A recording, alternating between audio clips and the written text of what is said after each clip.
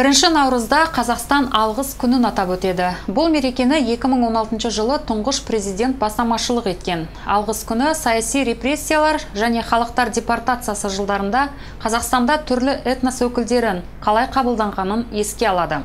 Көктемнің алғашқы күні қазақстандықтар бір-біріне және депортацияның ауыр жылдарында этностар өз еріктерінсіз Қазақстанға келген кезде мейірімділік әрі толеранттық танытқан қазақтарға алғыстарын айтады. Для дома дружбы это особенный праздник, потому что под крышей дома дружбы работают. Достық үйі үшін бұл ерекше мереке. Өйткені достық үйінің шаңырағында түрлі ұлттық мәдени орталықтар қызмет етеді. Ал бүгін менің қолымда ұстап тұрған хаттар ерекше адамдардың хаттары.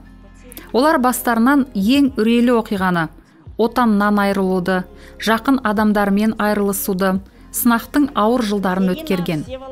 Сол адамдардың ішінде Ирина Всеволодовна Гамалея. Оның еңбекшіл әскер мәртебесі бар.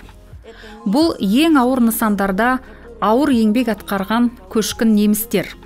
Сол ауыр уақытта қалай сау қалғанын бұл адам ерекше сезіммен еске алады. Міне оның хаты. Алғыс күні барша Қазақстан халқына репрессияның қиын қыспақ жылдары, соғыс жылдары тек маған емес, репрессияланған неміс отбасыларына қол ұшын бергендері үшін алғыс білдіремін. Қабылдаулары үшін, қонақжайлылықтары, жылулары үшін, махаббаттары үшін. Өйткені нақ олар біз үшін енді нағыз отанымыздың есігін ашып берді. Ол Қазақстан Республикасын. Біз осы жерде аман қалдық, осы жерде дүние саламыз. Өйткені бұл біздің отанымыз. Ағайын қазақтарымыз көрсеткен жақсылықты ешқашан ұмытпаймыз.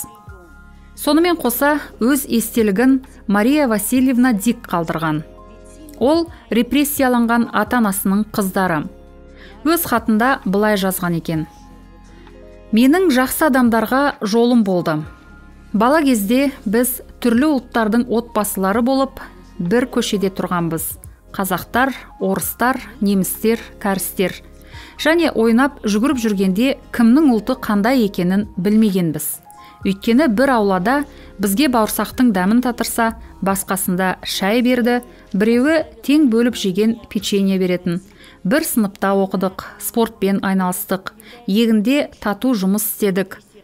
Күз кезінде әркез бірге бақытты болатынбыз, сенетінбіз.